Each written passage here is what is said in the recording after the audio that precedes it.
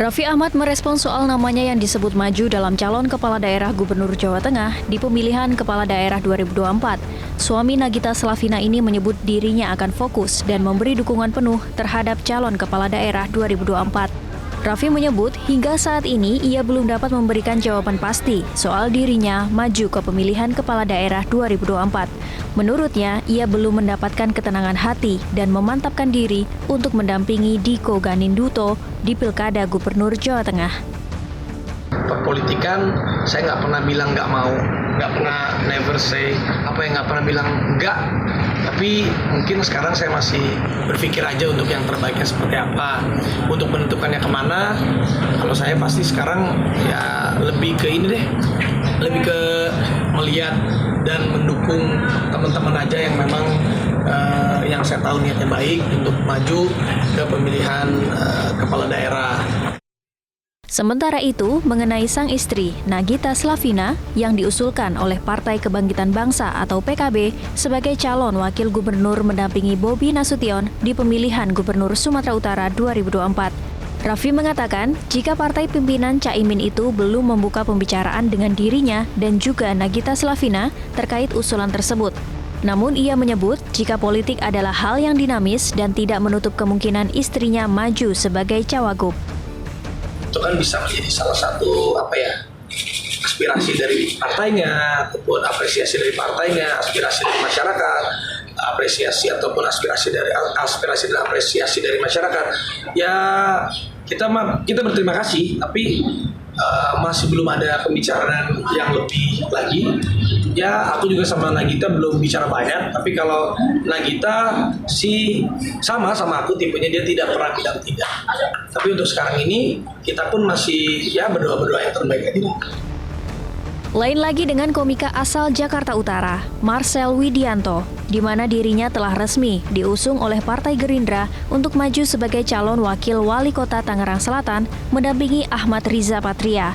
Diusungnya Marcel Widianto di Pilwalkot Tangsel menuai cibiran dari warganet termasuk sejumlah selebritas. Marcel menyadari banyaknya kritikan dari warganet dan sejumlah selebritas tidak akan membuatnya mundur menjadi calon wakil wali kota Tangerang Selatan.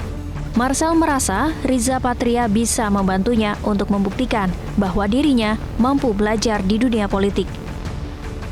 Bisa dibilang itu keberuntungan buat saya gitu, maksudnya ada banyak memang kritikan dari beberapa teman-teman juga gitu, dan bahkan netizen yang skeptis gitu dengan apa yang saya udah lakukan di masa lalu saya gitu. Tapi dengan adanya Abang Riza Patria itu bisa membuat saya bisa lebih pede lagi, karena memang saya bisa belajar. Karena memang beliau kan memang udah bergelut di dunia politik kan sudah lama gitu, dan itu saya bisa belajar dari dia bagaimana caranya biar saya bisa setidaknya memang jomplang ya, tapi saya bisa belajar biar bisa berubah dan akhirnya bisa jadi yang terbaik lah. Menarik untuk menanti kiprah para artis di pilkada kali ini. Tidak hanya ketiga artis ini saja, tentunya yang akan maju. Masih ada nama-nama lain seperti JJ Govinda di Pilkada Bandung Barat, Ahmad Dhani di Pilkada Surabaya, Desi Ratnasari di Pilkada Jabar, dan Kris Dayanti di Pilkada Batu. Semoga majunya para artis di pilkada tidak hanya berfungsi sebagai mesin pendulang suara. Para artis atau selebritis ini harus bisa membawa perubahan serta membuktikan dirinya pantas menjadi pemimpin dan tidak hanya sekedar numpang eksis di panggung politik. Tim Liputan, Metro TV. Tren untuk menjual artis dalam pemilu muncul lagi. Apakah keberadaan mereka memang bentuk pengabdian kepada masyarakat atau hanya sebagai pendulang suara? Sudah bergabung bersama kami pemirsa salah satu artis yang kini juga sudah terjun ke dunia politik. Ada Hengky Kurniawan. Mas Hengky, selamat siang. Terima kasih sudah memberikan waktunya. Selamat siang. Assalamualaikum. Waalaikumsalam warahmatullahi wabarakatuh. Mas, Anda ini kan sebenarnya juga bukan orang baru ya dalam politik ya. Sudah cukup banyak pengalaman sejak pertama kali pindah haluan dari dunia artis. Dari pengalaman-pengalaman ini, ups and down, tidak kapok, Mas? Tetap semangat dong, harus optimis, tetap semangat. Dan harus semangatnya melanjutkan pengabdian itu harus besar. Pengabdiannya harus besar.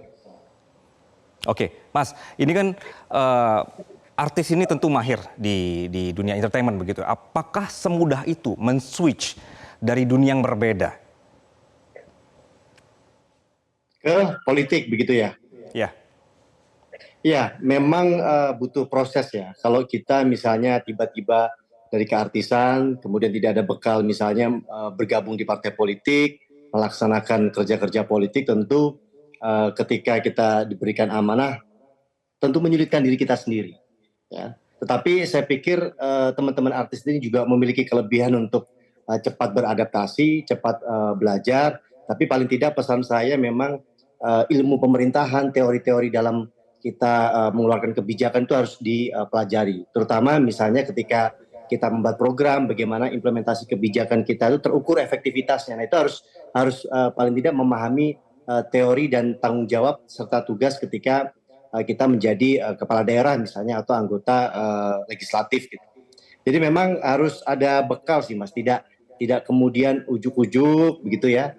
Ya tetapi saya pikir partai-partai juga memiliki pertimbangannya masing-masing di dalam mengusung artis, apakah memang hanya diambil popularitasnya saja atau memang memiliki kapasitas, yaitu dapurnya partai masing-masing. Tetapi kalau pengalaman saya di Pilkada 2017 memang partai ketika mengusung saya karena melihat saya cukup lama menjadi kader partai di 2011, kemudian aktif sebagai ketua DPP Garda Muda Nasional, salah satu saya partai. Saya banyak bekerja membantu Pak Hatta Rajasa, Menko Perekonomian, sehingga itu yang membuat pertimbangan partai. Tapi kalau hari ini hanya pertimbangannya populer, kemudian di-endorse oleh artis-artis yang populer juga, ya itu harus ditanyakan ke partai-partai tuh. Karena masing-masing partai pasti punya penilaian yang berbeda-beda. Gitu. Baik, berarti tidak bisa tiba-tiba langsung mau masuk ke dunia politik dan baru mau belajar itu nggak bisa ya, Mas Hengki ya? Memang sudah harus ada dasar-dasar di dirinya sendiri begitu ya untuk terjun ke dunia politik? Lebih baik begitu. Tapi kan realita hari ini kan kadang-kadang pemilih itu tidak melihat, nggak semuanya ya, tapi sebagian ada yang euforia karena memang kepopuleran artis tersebut.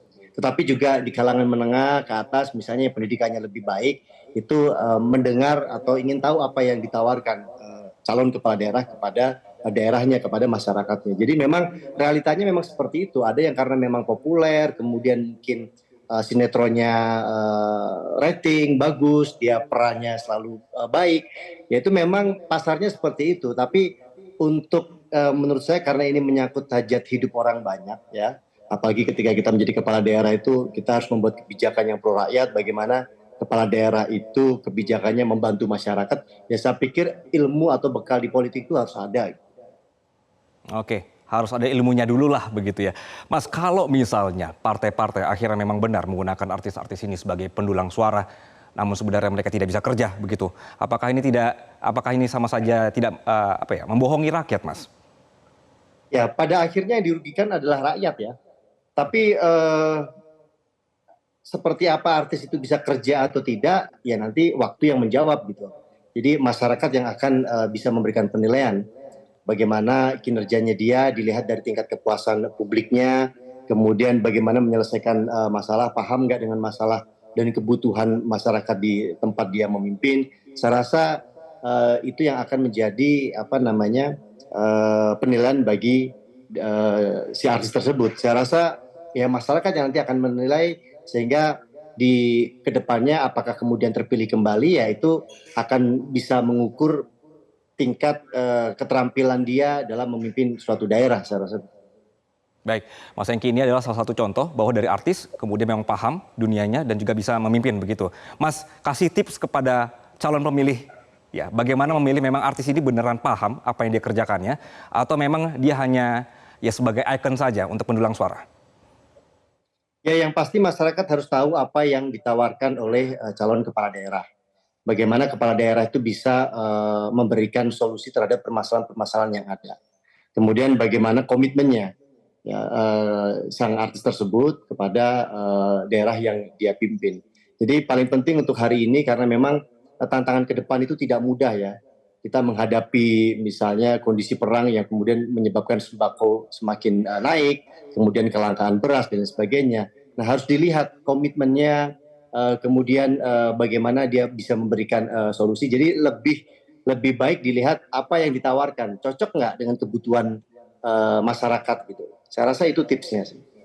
Oke, dari seseorang yang sekarang boleh disebut sebagai politisi, Mas Hengki Kurniawan, Anda ketika dikalahkan oleh orang-orang yang memang sebenarnya mereka hanya jualan icon atau pendulang suara, tanggapan Anda? Ya itulah resikonya ya. Kadang kita dalam kontestasi itu menang kalah itu ya pasti bisa saja terjadi. Kita bisa menang, kita juga bisa kalah.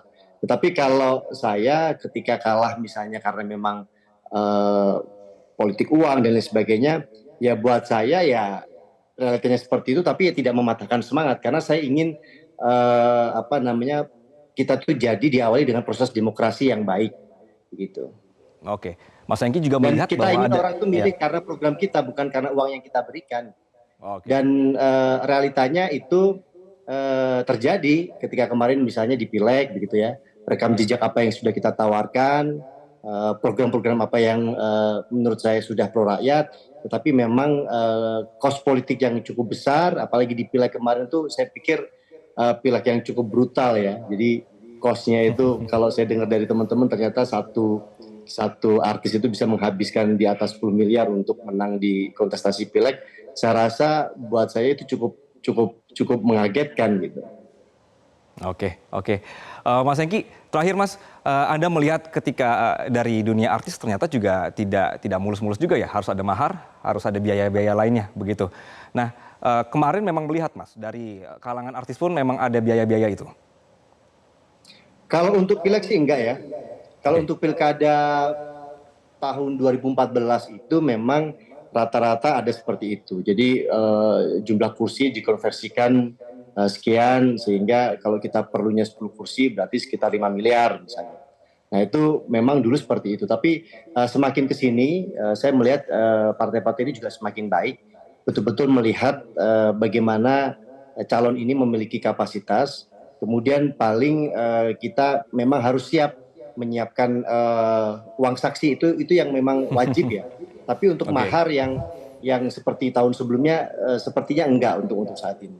Kalau dulu kan mahar iya misalnya gitu ya, kursi dikonversikan ke rupiah, plus ada uang saksi, plus operasional. Kalau sekarang kita ada tahapannya tuh, kita melalui proses fit and proper test di DPD, kemudian menyampaikan visi misi, pemahaman tentang daerahnya yang dipimpin, kemudian kesiapan logistik itu yang normatif, yaitu uang saksi. Memang kalau saksi itu penting karena untuk mengawal suara kita.